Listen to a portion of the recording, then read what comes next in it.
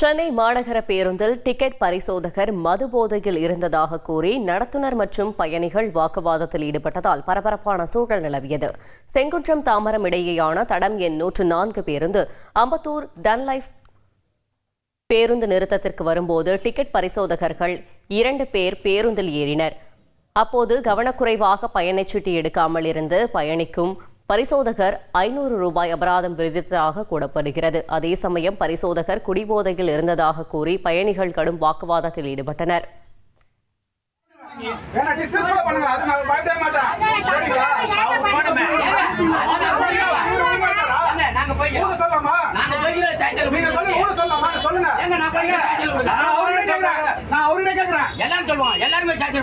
தேவையில்லாம எதுக்கு பேசஞ்சர் மேல இது போடுறீங்க? எங்களுக்கு டைம் ஆயிட்டு இருக்குங்க. அவர் தண்ணி வேற அடிச்சிருக்காரு. மெமோ கொடுக்க முயன்றதால் ஆவேசமடைந்த நடத்துனரும் ஓட்டுநரும் பரிசோதகரை சிறைபிடித்து கடும் வாக்குவாதத்தில் ஈடுபட்டனர்.